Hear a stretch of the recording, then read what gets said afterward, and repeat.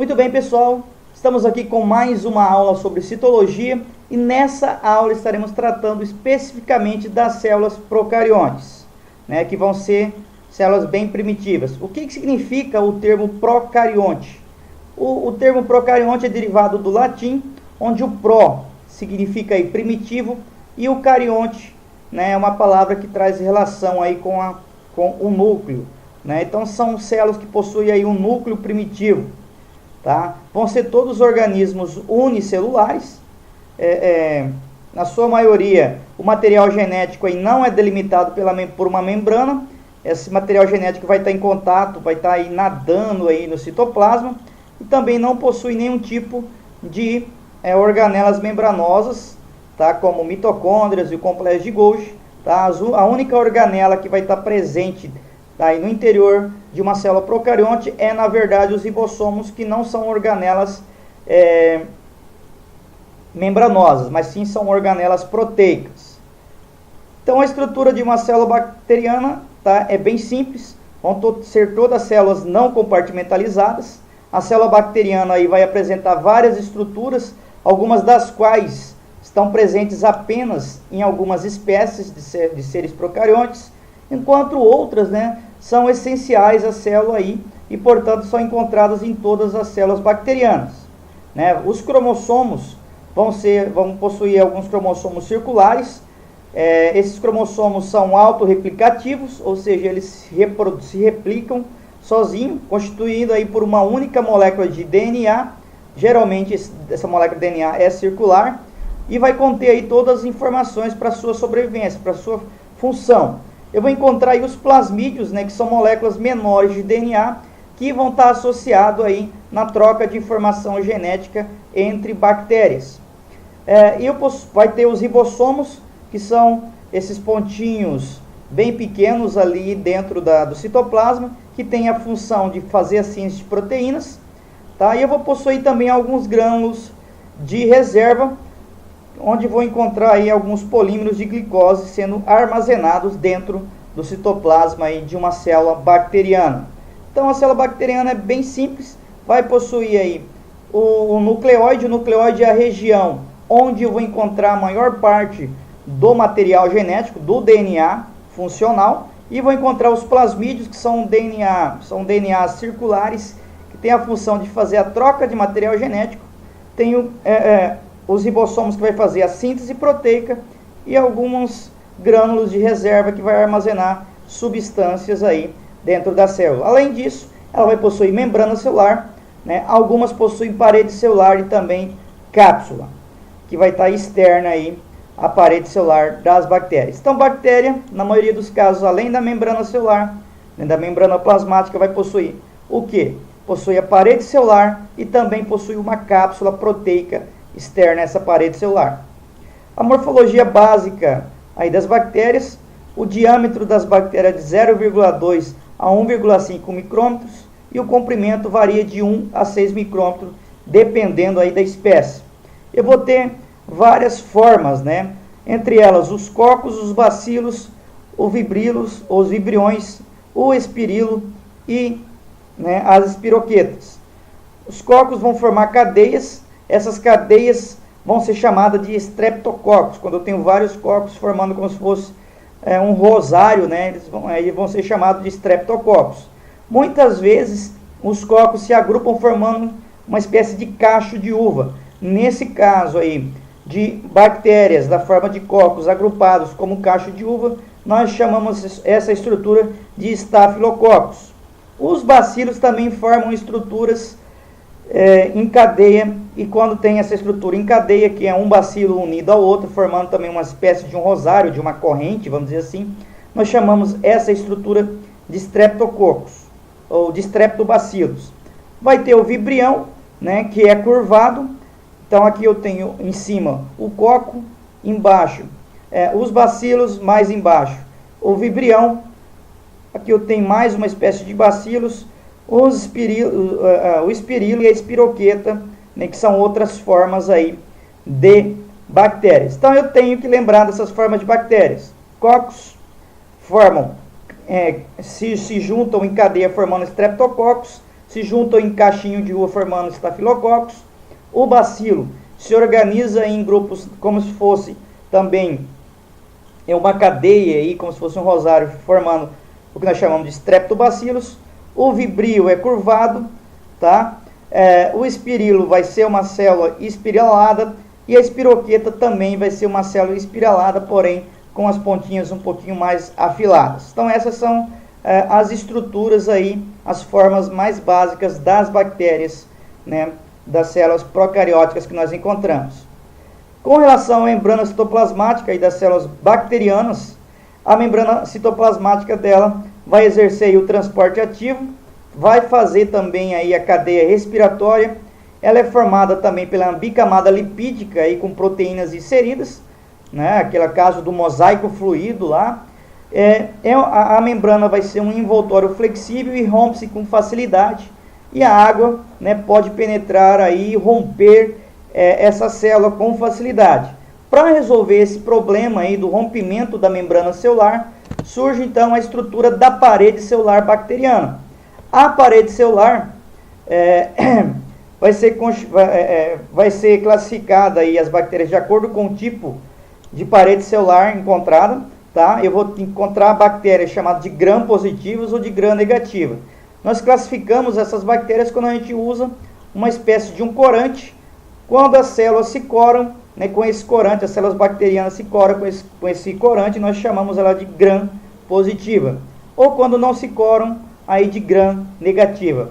Essa parede vai ser formada aí pelo peptídeo glicano, né, que vai formar uma cadeia de glicosaminoglicanas, mais alguns peptídeos, formando aí essa parede celular, que vai ser rígida, resistente, né, porém ainda vai ser muito permeável.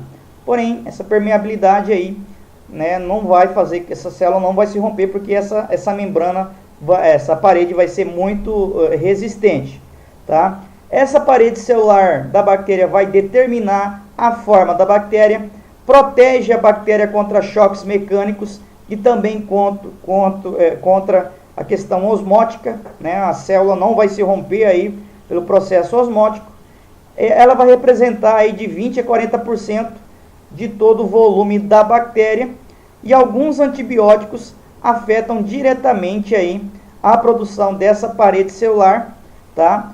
Principalmente a penicilina, o que vai ocasionar a morte das bactérias. As bactérias vão acabar se rompendo. Além disso, a penicilina acaba também impedindo que a célula bacteriana faça a síntese de proteínas. Com o tempo ela morre, não se reproduz, sem a síntese de proteína não se reproduz, e as bactérias acabam desaparecendo da infestação aí no nosso corpo, por exemplo, quando é usado os antibióticos, a penicilina.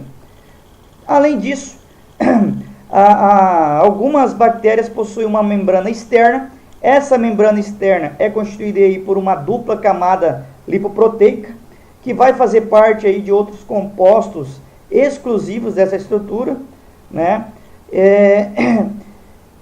Como o lipopolissacarídeos, LPS, que são lipoproteínas e porinas, e a endoxina ou pirogênio, presentes apenas aí em bactérias gram-negativas. Então, eu vou ter aí a membrana externa, tá? Que vai ser externa porque ela está fora da parede celular. Então, algumas bactérias possuem, além da parede celular, mais uma membrana que vai estar externa a ela. A cápsula bacteriana é constituída aí por um dos antígenos de superfície das bactérias. Essa cápsula bacteriana está relacionada à virulência da bactéria, confere resistência também à fagocitose, ou seja, evita que essa bactéria seja fagocitada por células de defesa do corpo, né, o que aumenta a sua virulência, sua capacidade de infectar o organismo. É um envoltório viscoso e não é obrigatório, ou seja, possui em algumas bactérias e outras não. É rico, né, essa cápsula é rica em polissacarídeos e em proteínas. Então, a cápsula bacteriana é importante aí no caso do estudo da virulência das bactérias. Geralmente, bactéria que não possui cápsula não vai trazer infestação, né, prejuízo aí para o organismo. Estruturas, né, da célula bacteriana. Agora vamos falar do flagelo, que é um outro tipo de estrutura de célula bacteriana. Os flagelos são estruturas proteicas, longas e delgadas, né, que se projetam externamente à parede celular. E o flagelo vai ser responsável pela mobilidade da bactéria, ou seja, é esse flagelo que permite que a bactéria se locomova. Agora vamos falar das fímbrias e dos pelos bacterianos. As fímbrias e os pelos são estruturas curtas e finas que muitas bactérias apresentam em sua superfície. Qual que é a função das fímbrias e pelos bacterianos? Promover a adesão da bactéria à superfície. Pelo ou fímbrias, eu vou possuir também aí, algumas bactérias possuem pelos ou fímbrias sexuais, que são usadas aí na conjugação. Nesse processo vai ser feita a troca de material genético através desses pelos, tá? Que vai transferir plasmídios de uma bactéria para outra, num processo chamado de conjugação. A reprodução bacteriana é feita de forma assexuada, ou seja, geralmente sem o envolvimento, união de gametas, tá? E ocorre por divisão binária. O que é divisão binária? Vou ter duas células, vou ter uma célula, que com o passar do tempo vai se compartimentalizando, duplica o núcleo, duplica os ribossomos, aumenta o tamanho e acaba no final formando duas células parecidas com a célula inicial, sem a união de gametas. Vamos falar agora da transformação. A transformação está envolvida aí na reprodução sexuada, tá?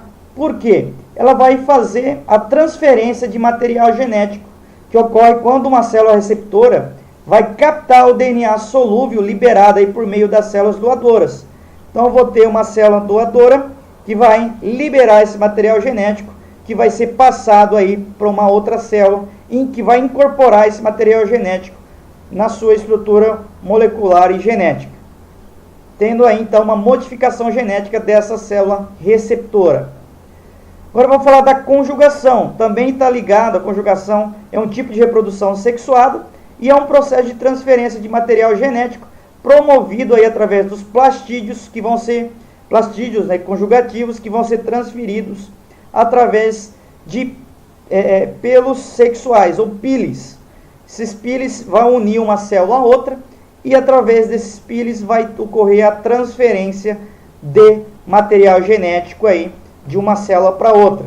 Também uma espécie aí primitiva de reprodução sexuada, mas não é uma reprodução sexuada verdadeira, porque não tem a união de células. É apenas uma troca de material genético feito aí entre uma célula doadora e uma célula receptora. Então a célula doadora é aquela que está doando o material genético e a receptora é aquela que está recebendo esse material genético.